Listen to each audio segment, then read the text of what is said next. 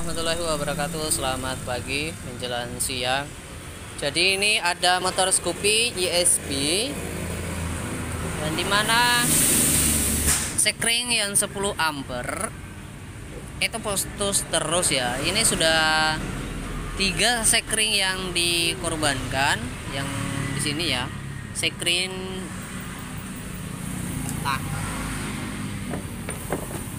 Nah, di sini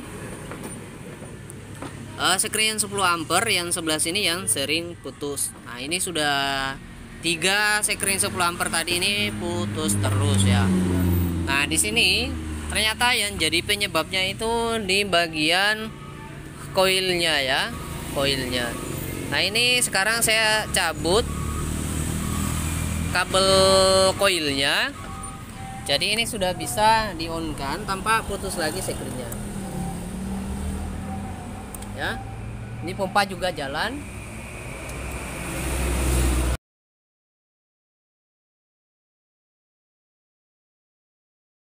Untuk menandakan bahwa valve-nya bekerja. Awas.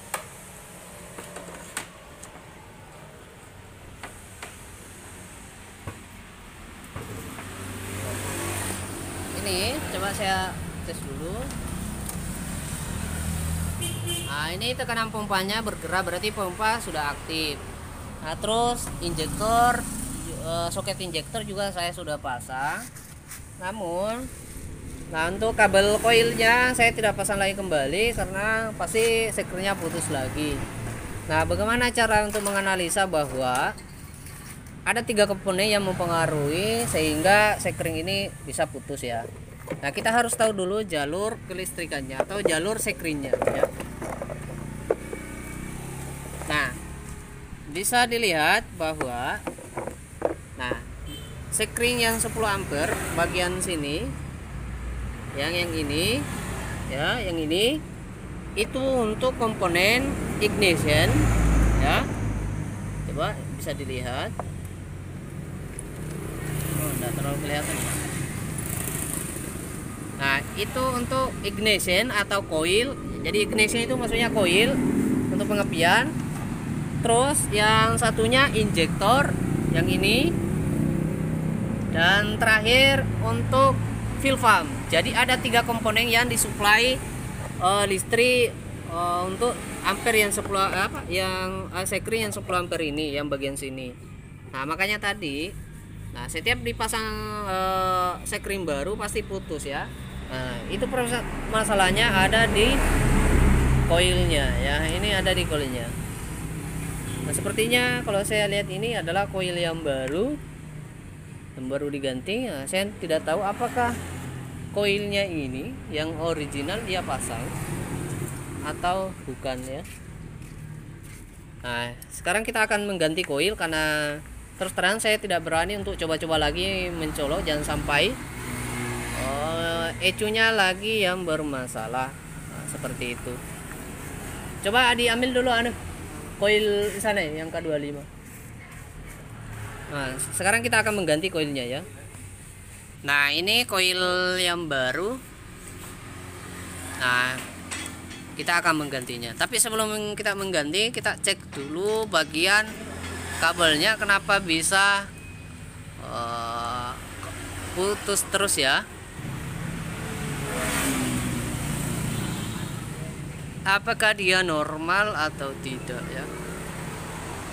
Jadi sebelum kita mengganti koil, pastikan dulu wiring diagramnya aman ya.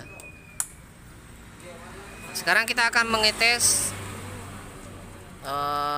arus positifnya yang masuk ke koil. Nah, coba di off kan kunci-kunci. Ini ada ya, ini. Coba di off kan kunci-kuncinya. Nah, ini berarti normal ya. Coba di on kan lagi. Oke, mantap. Terus sekarang kita akan mengecek arus negatif yang dari ECU ya.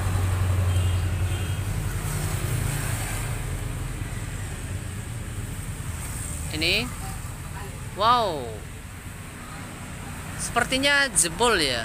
Ini ya. Nah, ini belum diengkol ya, belum diengkol masanya sudah keluar. Jadi belum di starter masanya sudah keluar. Nah ini kan tidak normal. Nah seharusnya nanti diengkol baru menyala ini ya. Nah ini hampir kita mengganti apa? Hampir mengganti yang baru ya. Tapi tidak akan membuahkan hasil meskipun kita pasang yang baru. Ya. Karena ini apa ya? ECU-nya ini bermasalah ya. Nah, seharusnya nanti diengkol baru keluar sinyal dari sini. Nah, kita akan mengecek dulu apakah betul ECU-nya yang bermasalah atau permasalahan kabel lagi. Oke? Waduh, nah ini memang kayaknya sudah pernah digigit tikus. Coba di off. Oh, sudah off.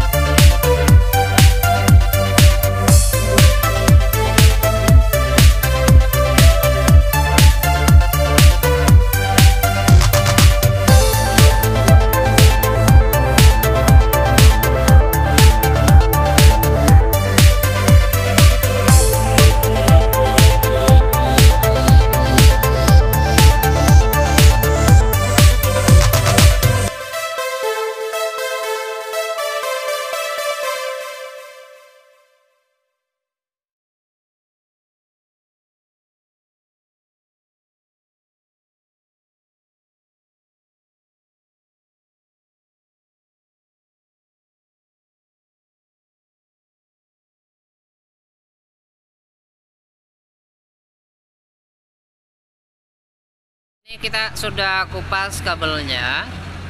Ini untuk kabel massa dari ECU. Ya. Jadi ini tidak ada masalah.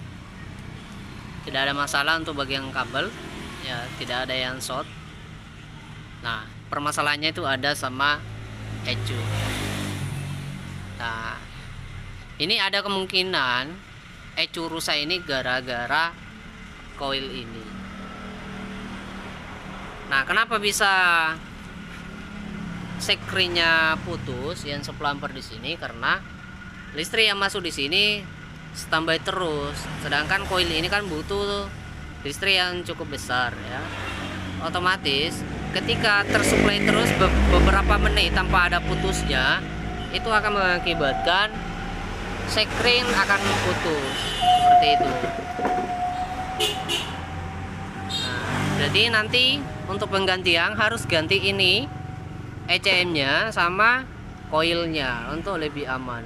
Nah, karena kenapa? Jangan sampai gara-gara ini betul sehingga ECU ini jebol. Nah, nanti juga bagian kabelnya ini kita akan benahi. Ya, kita akan benahi sebelum kita pasang ECU yang baru. Seperti itu.